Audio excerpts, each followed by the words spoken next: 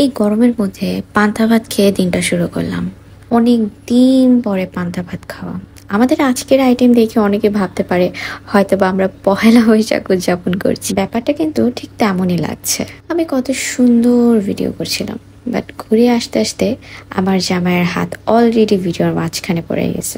কালিজিরা ভর্তাটা এখন আমার রেগুলার খাবারের সঙ্গে হয়ে গেছে। ভালো লাগুক আর না লাগুক, নিউবর্ন বেবির মায়েদের রেগুলার খাবারের তালিকার এটা সঙ্গী হয়ে যায়। আর সাথে থাকে অনেক নিষেধ, এটা খাওয়া যাবে না, ওইটা খাওয়া যাবে না। যেই মেয়ে আমি ঝাল খেতে এত বেশি পছন্দ করতাম, এখন সেই ঝালও খাওয়া যায় না। ঝাল ছাড়া তরকারি আর তরকারি ছাড়া সাদা ভাত একই রকম টেস্ট লাগে এখন আমার কাছে। দেখতে দেখতে আমার মাটার 1 মাস হয়ে গেল। এই তো মনে হচ্ছে সেই দিন হয়েছে, বাট না, 1 মাস হয়ে গেছে। এই দিনটা ঘরোয়াভাবে একটু সেলিব্রেট করব স্মৃতি ধরে রাখার জন্য। একটা সুন্দর করে পোজ দাও, সুন্দর করে একটা পোজ দাও। নতুন প্যান্ট পরছো।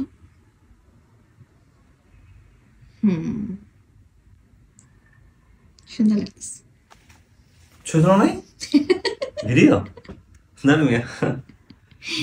সন্ধ্যায় একটু বের হয়েছিলাম নিজের সেলফ কেয়ারের জন্য, আর গিয়েছিলাম পার্লারে। অনেক দিন পরে, বেশি কিছু করিনি, জাস্ট ব্লু প্লাগ করেছি আর চুলটা কেটেছি।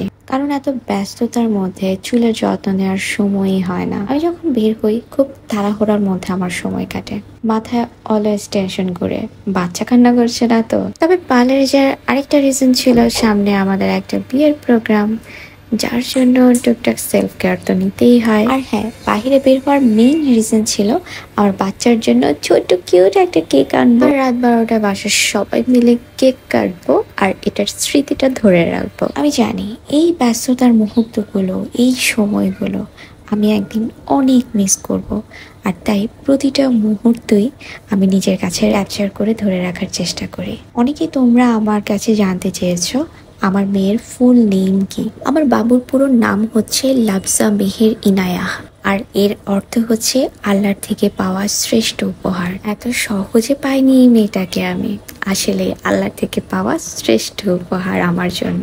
অনেকেই ভাবে যে প্রেগনেন্সির 9টা মাস পার করাই হচ্ছে সব থেকে কষ্টের, বাট ব্যাপারটা কিন্তু একদমই না। মা হওয়ার পরের সময়গুলো হচ্ছে সব থেকে কঠিন। আর এই সময়টাই এসে মনে হবে যে প্রেগনেন্ট ছিলাম ওইটাই মনে হয় ভালো ছিল, বাচ্চা পেটে ছিল ওইটাই মনে হয় ভালো ছিল। আমার বাবুটা যখন আমার পেটে আসে তখন আমি সব সময় চিন্তা করতাম, ইস কবে ও বের হবে, কবে ও বের হবে, কবে ওকে আমি দেখব। আর এখন বের হয়ে গেছে, এখন মাঝে মাঝে মনে হয় ইস আবার পেটে ঢুকাইতে পারতাম। এই সময়গুলো যেমন সব থেকে সুন্দর, এই সময়গুলো কিন্তু সহজও না, অনেক বেশি কঠিন। লাফজার দাদা দাদুর সাথে লাফজার এটার প্রথম ভিডিও। অবশ্য আজকের প্ল্যানটা আমার শাশুড়িরই ছিল, সেই অনেক দিন আগে থেকে বলছিল যখন লাফজার 1 মাস হবে তখন যেন একটা কেক কেটে সেলিব্রেট করি। আর এই ভিডিওটা হচ্ছে রাতের বেলার ভিডিও। লাফজাকে রাখার জন্য আমরা সবাই সময় ভাগ করে নিয়েছি, আর এই সময়টা হচ্ছে তার বাবার। আপনারা সবাই আমার বাবুটার জন্য অনেক অনেক দোয়া করবেন। আল্লাহ হাফেজ।